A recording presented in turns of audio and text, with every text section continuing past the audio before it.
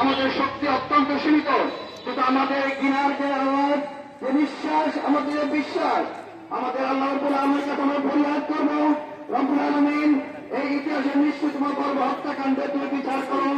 আজকে যারা ওরা নিরীহ মানবতাকে হত্যাকাণ্ড চালাচ্ছে, সেই শিশু থেকে শুরু করে বৃদ্ধ, নারী, সর্বস্তরের জনগণ, অতএব এই হত্যাকাণ্ডের প্রতিবাদ জানিয়ে আমি আশা করছি যে বিশ্ব বিভাগ জেগে উঠবে।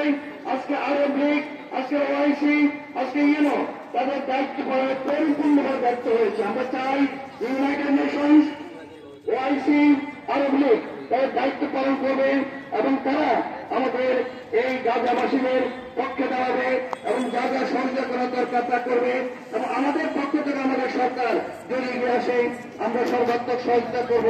এই আশাবাদ ব্যক্ত করে আপনাদের সবাইকে ধন্যবাদ জানিয়ে আমার কথা শেষ করছি। আসসালামু আলাইকুম ওয়া রাহমাতুল্লাহি ওয়া বারাকাতুহু। প্রিয় উপস্থিতি, আজকে সত্যি এমন একটি দিন, আমরা দেখতে পাচ্ছি বিভিন্ন দল মত নির্বিশেষে শিক্ষকবৃন্দ, কর্মচারীবৃন্দ, কর্মকর্তাবৃন্দ, শিক্ষার্থীরা এখানে জড়ো হয়েছেন। অনেক শিক্ষক রোদের মধ্যে দাঁড়িয়ে আছেন তাদের এই প্রতিবাদ জানানোর জন্য যে আজকে গাজাবাসীর যেই কষ্ট তার তুলনায় আমাদের এই কষ্ট কিছুই নয়। কিন্তু তারপরেও আমরা চাই, আজকে ইংরেজরা সারা বিশ্ব নিয়ন্ত্রণ করছেন তাদের শিক্ষা, দীক্ষা, বিজ্ঞান আবিষ্কারের মাধ্যমে। অতএব আমরা শুধু আমাদের স্লোগান আর এই মিছিল সমাবেশের মধ্যেই সীমিত থাকবো না, বরং আজকে ওদের মোকাবেলা করতে হবে আমাদের বুদ্ধিভিত্তিক ভাবে। সেজন্য আমরা বেশি সময় এখানে দীর্ঘায়িত করব না। আমরা আমাদের পড়া গবেষণা আমাদের স্পষ্টভাবে আমাদেরকে ওই যুদ্ধে ঝাঁপিয়ে পড়তে হবে যেই যুদ্ধে আমরা জয়ী হলে ফিলিস্তিন মুক্তি পাবে।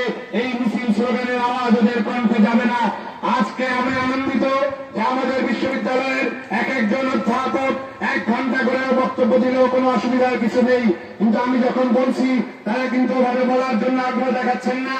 সবাই ব্যথা জোরত্তা নিয়ে এখানে দাঁড়িয়েছে, সবাই মহান নবীর কাছে প্রতিবাদ করতে চাই, ফরিয়াদ করতে চাই, আল্লাহ তুমি আমাদেরকে মুক্তি দাও।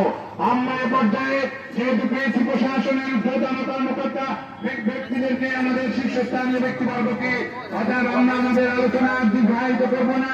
তার যে বক্তব্য যদি হয়ে যায় সেটাই আজকে সকলের পক্ষ থেকে বক্তব্য।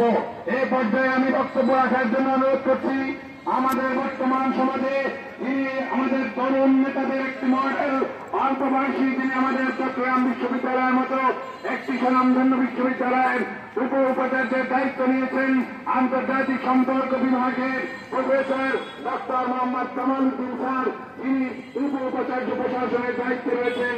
তাকে তার অনুভূতি ব্যক্ত করা শিক্ষক, কর্মচারী, কর্মকর্তা, শিক্ষার্থীদের পক্ষ থেকে না